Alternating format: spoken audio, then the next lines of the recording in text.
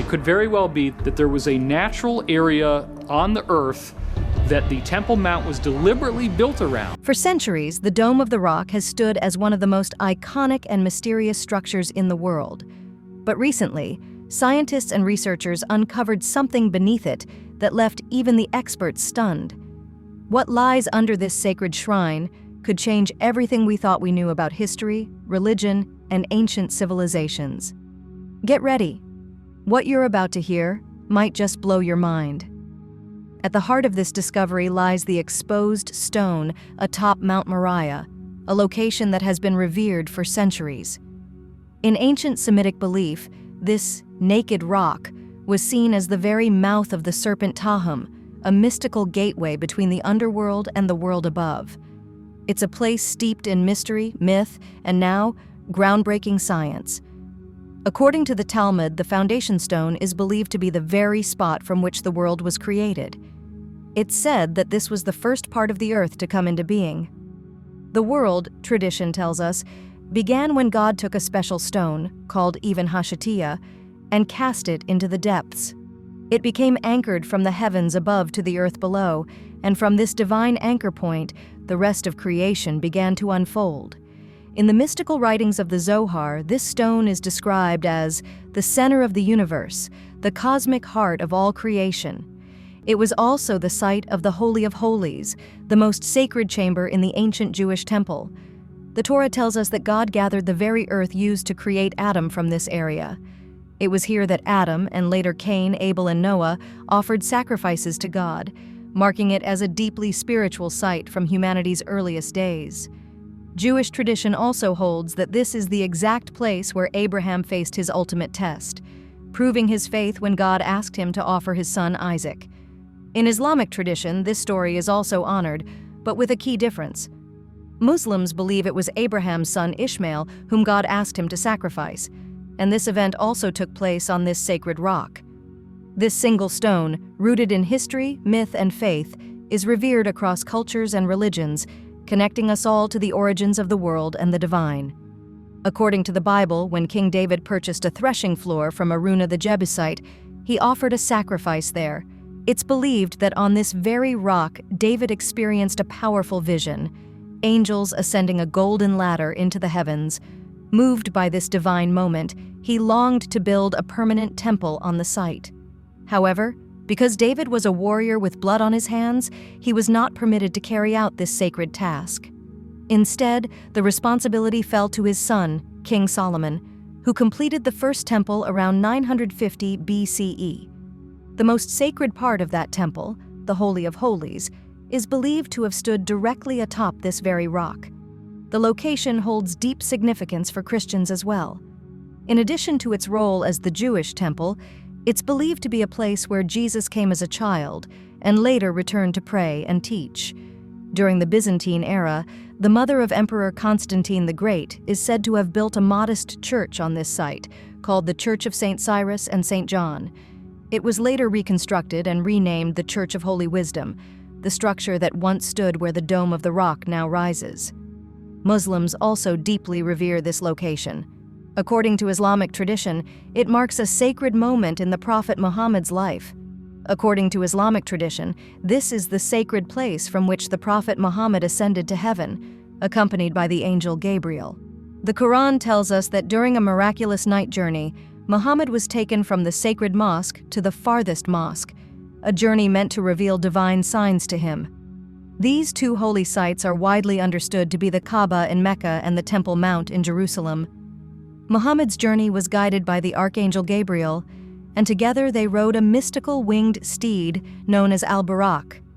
Along the way, they stopped briefly at Mount Sinai and Bethlehem before arriving at the Temple Mount in Jerusalem. There, on this revered site, Muhammad encountered several of the great prophets, Abraham, Moses, Jesus, and others, and led them in prayer at the summit of the rock. Then, a radiant ladder of golden light appeared, and Muhammad ascended through the 7 heavens, each one more magnificent than the last, until he reached the presence of God himself. In that sacred encounter, God gave Muhammad guidance on how prayers should be performed, setting the foundation for daily Islamic worship. Afterward, Muhammad was returned to Mecca, completing what is now remembered as one of the most profound spiritual journeys in Islamic faith. The Dome of the Rock stands at the visual and spiritual center of a large, ancient platform. This site is known as the Temple Mount to Jews and as Haram al-Sharif, or the Noble Sanctuary, to Muslims. This elevated platform was greatly expanded during the reign of King Herod the Great. It once held the Second Jewish Temple, a sacred structure that was tragically destroyed by the Romans during the siege of Jerusalem in 70 CE. Centuries later, in 637 CE, during the Islamic conquest of the Byzantine Empire, the army of the Rashidun Caliphate captured Jerusalem. After reaching a peaceful agreement with the city's Christian leadership, Caliph Umar requested to be taken to the site of the ancient Jewish temple. When he arrived, Umar was shocked. The once holy site had been turned into a dumping ground, covered in trash and debris. The Romans had long used the area as a garbage heap, treating it with disregard. Umar's reaction set the stage for a new chapter in the site's history, one that would restore its spiritual importance for generations to come. Upon seeing the sacred site in such a neglected state, Caliph Umar immediately knelt down and began clearing the debris with his own hands. Inspired by his actions, the Muslim soldiers who had accompanied him joined in, and together they quickly cleaned the entire 35-acre area. Umar then ordered the construction of a simple wooden mosque at the southern end of the platform, on the very spot where the Al-Aqsa Mosque now stands. A Jewish rabbi named Ka'b al-Ahbar, who had converted to Islam, guided Umar to the precise location of the foundation stone, a spot deeply revered in Jewish tradition. Centuries later, in 1833, British architect Frederick Catherwood became the first Westerner to make accurate sketches of the Dome of the Rock. He spent 6 weeks meticulously documenting the structure, producing one of the earliest detailed visual records of the site. The print you're referring to dates to 1887. As for the dome itself, its construction began under the Umayyad Caliphate and was completed between 685 and 691 CE, marking one of the oldest and most iconic examples of Islamic architecture in the world. The construction of the Dome of the Rock was initiated by the Umayyad Caliph Abd al-Malik ibn Marwan. His vision wasn't just architectural, it was spiritual and symbolic. He intended the dome to serve as a shrine for pilgrims rather than as a mosque for regular worship. He also wanted it to provide shelter and comfort for visitors, protecting them from both the heat and the cold. To bring this vision to life, 2 trusted officials, Yazid ibn Salam of Jerusalem and Raja ibn Haywa of Baisan, were instructed to spare no expense in its construction. According to the Islamic geographer al-Maqdisi, the cost of building the dome was immense, reportedly equal to 7 years' worth of Egypt's entire revenue at the time. In a conversation with his uncle, al-Maqdisi questioned why the caliph had invested so heavily in the mosques of Jerusalem and Damascus. His uncle's response highlights the site's symbolic significance. According to Professor Dov Goitain of Hebrew University, the dome was constructed in part to relieve the fitna, a term that can mean unrest or challenge, caused by the dominance of grand temples from other faiths, particularly Christian ones. Though the design of the Dome of the Rock, Qubat al-Sakra, was unlike anything previously seen in Islam, it was intentionally meant to rival the great domes of Christianity. In fact, as A.C. Creswell points out in his book, The Origin of the Plan of the Dome of the Rock, the builders likely used the measurements of the Church of the Holy Sepulchre as a reference. The Dome of the Rock's dome is 20.2 meters in diameter and 20.48 meters high, compared to the Church of the Holy Sepulchre's dome, which measures 20.9 meters in diameter and 21.5 meters in height. Architecturally, the dome is modeled after a Byzantine martyrium, a structure built to honor and house relics of saints. Its design stands as a stunning example of Middle Byzantine art, blending religious reverence with sophisticated architectural vision. According to the historian al-Maqdisi, the leftover funds from the Dome of the Rock's original construction were melted down and cast onto the building's exterior. The result was so dazzling that, at the time, it was said no one could look directly at it due to its intense brilliance. Later, during the reign of Suleiman the Magnificent, the dome's exterior was given a major facelift. It was covered in beautiful Islamic tiles, a project that took 7 years to complete. In the British Mandate era, Haj Amin al-Husseini, who had been appointed Grand Mufti by the British, worked alongside Yaqub al-Hussein to restore both the Dome of the Rock and the nearby Al-Aqsa Mosque. A significant restoration effort began again in 1955, led by the Jordanian government. With financial support from Arab nations and Turkey, the project involved replacing many of the ancient tiles that had been damaged or displaced over time, especially those dating back to Suleiman's era, which had suffered due to heavy rains. As part of the 1960 restoration, the dome was recovered with a durable aluminum and bronze alloy, specially made in Italy. This phase of the restoration was completed in August 1964. Then, in 1998, the dome's golden covering was fully restored, thanks to an $8.2 million donation from King Hussein of Jordan. In a deeply symbolic gesture, King Hussein sold one of his homes in London to fund the purchase of 80 kilograms of gold for the project.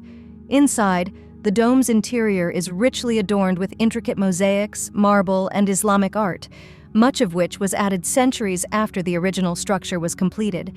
The interior also features beautifully inscribed Quranic verses, many of which were commissioned during the time of Suleiman the Magnificent. During the 16th century, Suleiman the Magnificent commissioned the elaborate tilework that still adorns the Dome of the Rock today. He also ordered that Surah Yasin, a significant chapter from the Quran, be inscribed around the top of the structure. Just above this, the word Al-Isra is engraved, referencing the Prophet Muhammad's miraculous night journey. According to Professor Dov Goitin, the inner inscriptions of the dome carry a clear theological message.